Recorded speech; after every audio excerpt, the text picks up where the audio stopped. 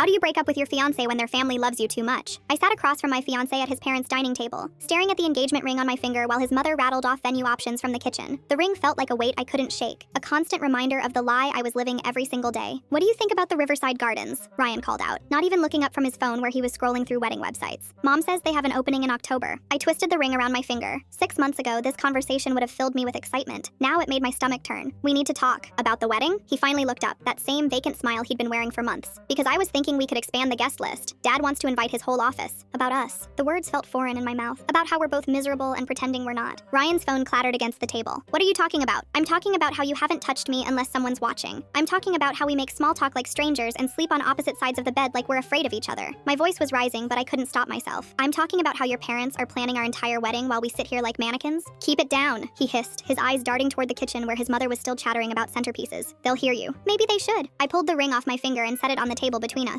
It made a small clicking sound against the wood. Maybe they should know that their perfect son proposed because he was tired of them asking when he was going to settle down every holiday dinner. His face drained of color. That's not why. It's exactly why. I leaned forward, my voice dropping to a whisper. You proposed because you thought you were supposed to. I said yes because I thought I loved you. But I don't, Ryan. I haven't for months. The kitchen went quiet. Too quiet. His mother's voice had stopped mid-sentence about flower arrangements. And you don't love me either, I continued, watching his face crumble. You love the idea of me. You love how your family thinks we're perfect together. But you don't love me. That's not true, he said, but his voice was hollow. When's the last time you kissed me without an audience? When's the last time we had a conversation that wasn't about wedding planning or what your parents want? I gestured at the ring sitting between us. When's the last time you looked at me and felt anything other than obligation? Sweetheart? His mother appeared in the doorway, her face bright with anticipation. We were just discussing the cake tasting next weekend. 3 layers or 4? She stopped short when she saw the ring on the table. Her smile faltered, confusion flickering across her features as she took in our faces. What's going on? His father joined her, both of them crowding the doorway like they were afraid to come closer. I looked at Ryan, waiting for him to say something, anything, but he just sat there staring at the ring like it was a bomb that might explode. We can't do this, I said finally, my voice barely audible. The engagement, the wedding, any of it. The silence that followed was suffocating. His mother's hand flew to her chest. His father's face went slack with shock. But you're perfect for each other, his mother whispered, tears already forming in her eyes. Everyone says so. You're like the daughter I never had. That's when the real weight of what I was doing hit me. I wasn't just breaking up with Ryan. I was shattering the dream his family had built around us,